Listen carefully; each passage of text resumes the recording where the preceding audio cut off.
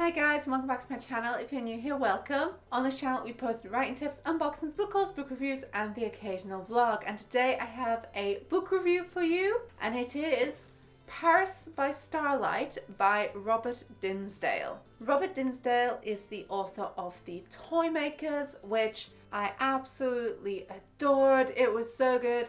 I asked my book club to read it, which Jazz over at Red Panda Reads did a review of The Toymakers. I'll put a link below to her video. I read it before I was doing this channel, so sadly I have not got a review of it. But because of that, I was so excited to read this book. I'm not sure how I feel now. If you do like this video, don't forget to subscribe to this channel and click the notification bell. And if you did enjoy it, please give it a thumbs up. Your support means a lot, and thank you guys so much. As always with my book reviews, I will do a spoiler-free section first, then I'll warn you of spoiler alert before I go into more detail and tell you where to skip to if you do not want to see those spoilers. But as always, I will read you guys the blurb for this first. Every city has its own magic. Every night on a long journey to Paris from their troubled homeland, Levin's grandmother has read to them from a very special book called The Nocturne.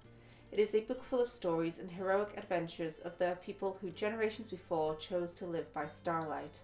With every story that Levin's grandmother tells them in their new home, the desire to live as their ancestors did grows, and that is when the magic begins.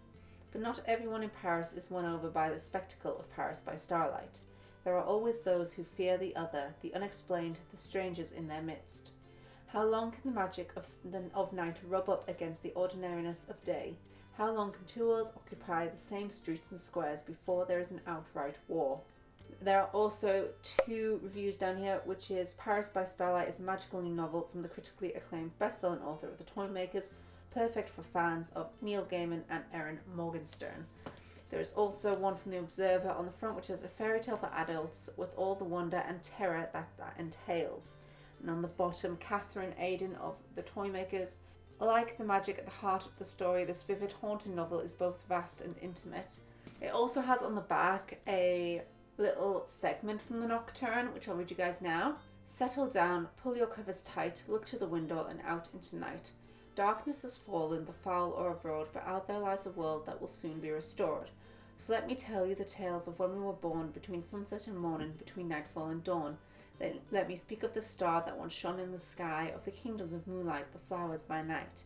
Let us travel together through time's lonely mist to that long ago age when enchantment exists. That is a little poem written about the stories in The Nocturne, and it's such a beautiful book. A look at this front cover, it's so gorgeous. I think I actually unhauled this book in a book haul in January 2021. If you want to see that, link's above me now. Yeah, it's just so beautiful. If I take off the cover, the book inside is blue with silver on its spine. It has a prologue. If you've seen my channel before, you know how I feel about a prologue. I'm not into them. Is this one's prologue necessary? No, in my opinion.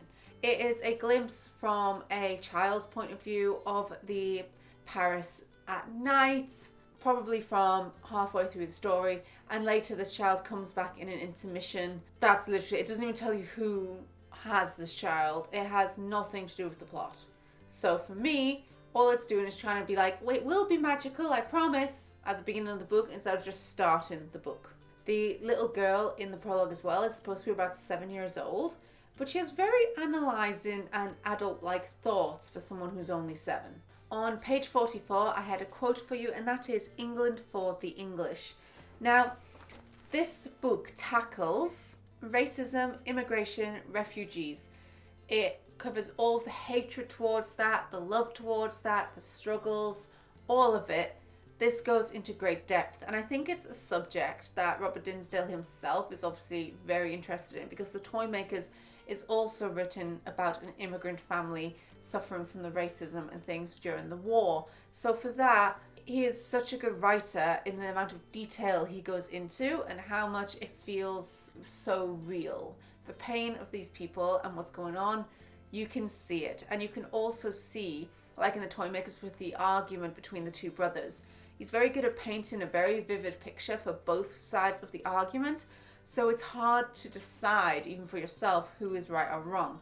For me, I think I chose my side pretty early on, but it is very good reasons for why the other side are doing what they're doing as well. Another quote I really liked was on page 57, and that is, "No, magic wasn't fading because the people no longer deserved it. Magic was being choked. The lights of the people were being snuffed out by poison pumped into the water." I just like the description of this because it sort of goes into the idea of pollution and pollution killing these magical flowers, as well as the general lack of belief killing them. Another spoiler-free thing I'd like to talk about is this book has interludes. Some of the interludes I quite like, and some of them seem a bit pointless. Prologue, that family comes back in an interlude later on, but again, it doesn't really make me wonder why it's doing that. I feel the story doesn't need that little bit extra in it. It works fine without it. The other interludes are actually about Hake, who is Levin's father, and his journey towards Paris, or hopefully to Paris. And they are interesting because it is trying to tell you more about what Levin and the rest of the family would have gone through as refugees, trying to get through all the barriers, all the border controls, all of that. It also tries to show you how he becomes as brutal as he is later in the story. However, I think it helps with the characterization. Whether or not it helps the plot, I question slightly. It does help you realize why he is the way he is, but I don't know if that could have come across in a quicker, more concise way. Another thing, which is spoiler-free, is although this book is gripping at the end, the last 100 pages I read very quickly, it did not grip me until then. It's quite slow, which I mean the Toy Makers is too, but also the writing style, there is a lot of telling, there's a lot of they felt and picture this. So a lot of the narrator's voice within the story, but it is often talking about quite mundane things, so I can see how and why that happens. It's not until page 171 to 191, which is chapter 8, that I actually start to feel any magic in the story. As I was saying, it kind of feels quite slow, and I think that's why, because the chapters aren't short chapters either. So chapter 8 is about here. So I've read this much before I feel the magic of this Paris by Starlight, which is a little bit disappointing when the header of the book is Paris by Starlight, and it is a hefty book. I would kind of like that to start happening sooner. He wants you to know the characters inside out. It is very character-driven work. With that, I'm going to say spoiler alert now. There are some things that maybe aren't spoilers coming up, but just in case, I don't want to give too much away.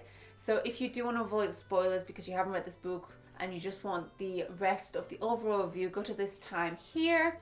I'll say it again, spoiler alert. If you do want to stay tuned because you've read the book already or you just don't mind getting spoilers, then stay tuned for that, but spoiler alert. So page 81, when Babaya dies, the description of that is very, very beautiful. She made her last great odyssey. She had something to live for, seeing you all here. But the soul says her story is done. She is slowing down, Levin. She had no heart attack. She's tired. She's blessed and she's tired.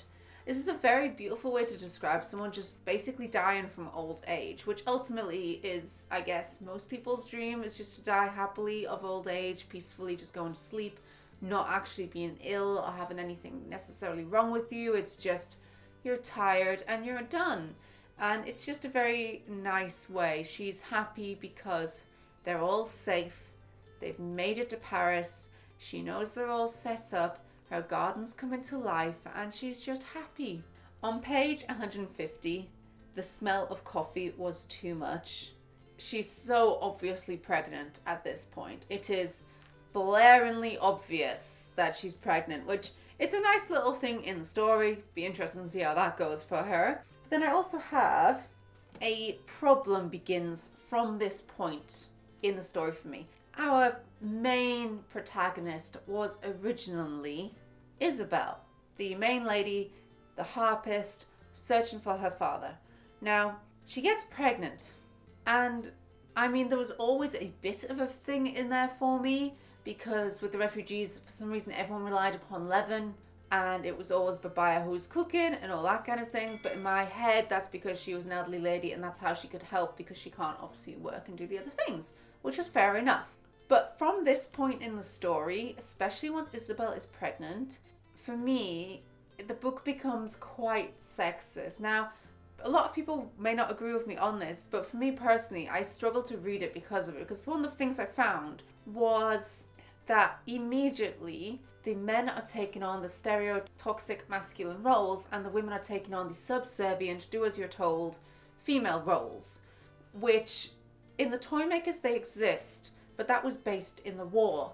So you get away with it a little bit more because it is a historical fiction, and yes, things were a bit more like that then.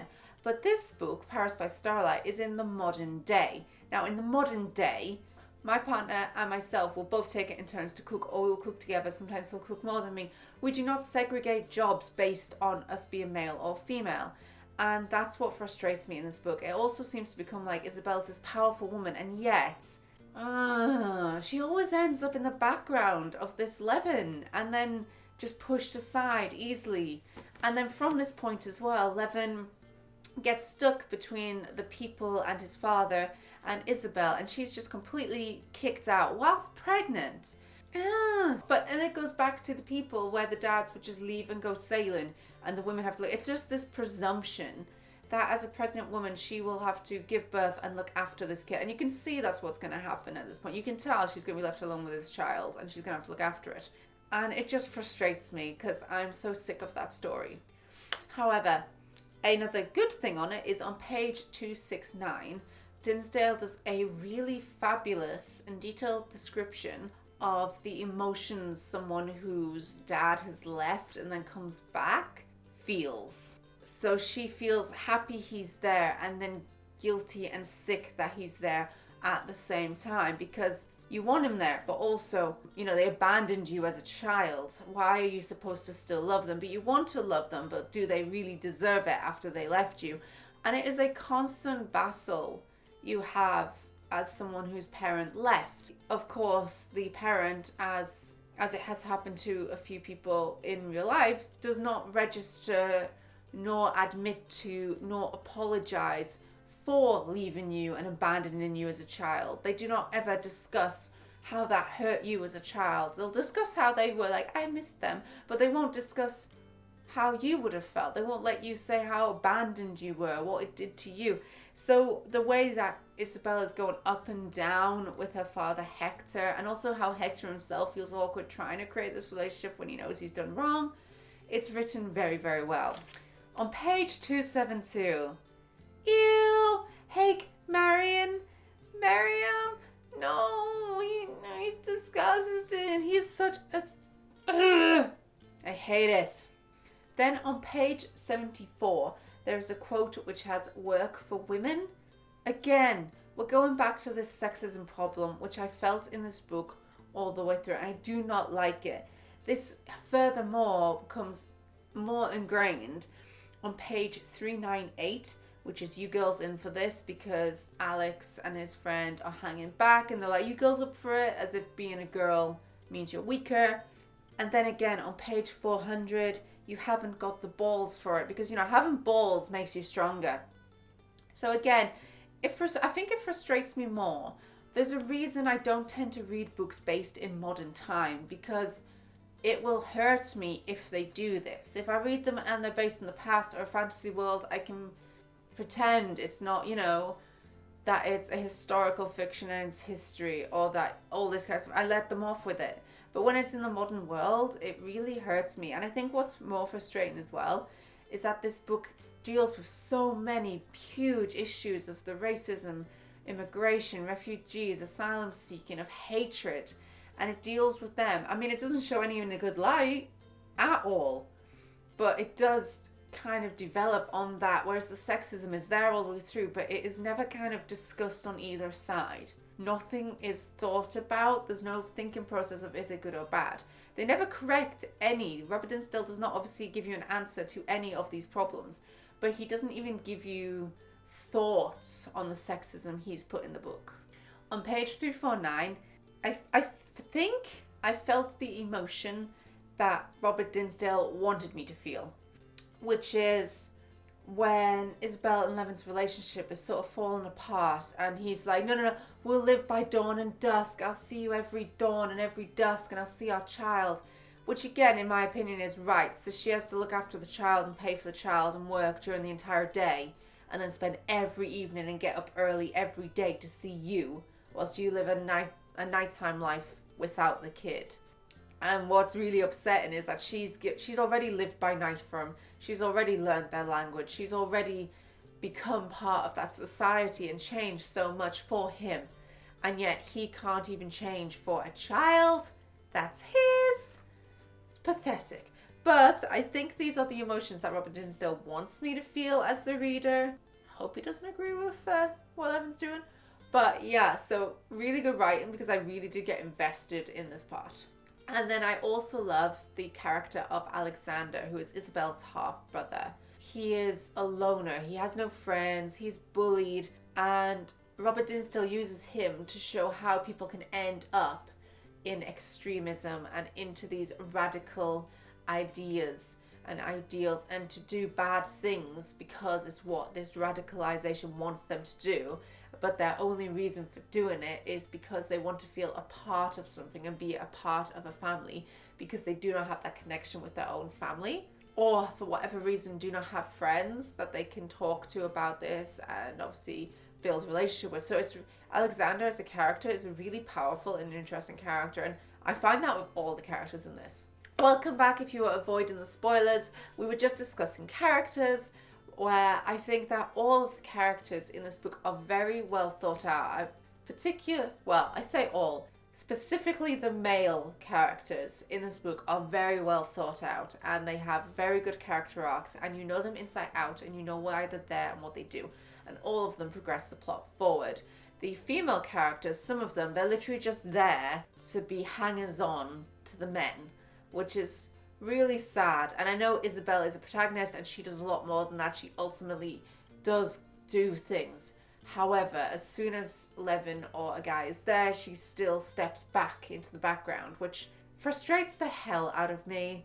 As we know, this book annoys me because it tackles such difficult and really interesting things that are happening in this modern world, and yet it still puts the one in there that no one's dealt with in this book.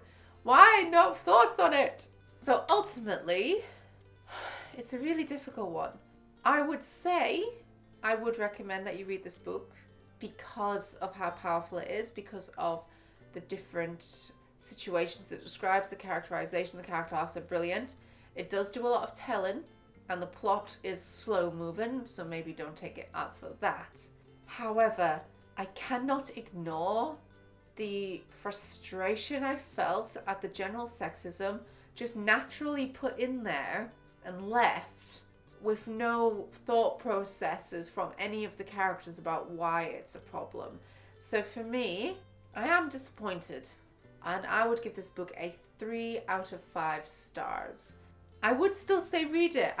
It's been a really difficult one for me to review because there are parts which are absolutely amazing, and I think I'm still addicted to the magic I felt in The Toymakers, and I know Robert Dinsdale is a fantastic writer. However, if he was doing such a fantastic job of those, he should have just left the sexism out of it. If he's not gonna draw attention to the fact it's there, just don't have it in there. Just leave that out and just deal with the rest. But instead he's put that in there and just left it as if that's just the norm, and that's okay, and all of this bit's not okay. If you read it, you'll know what I mean.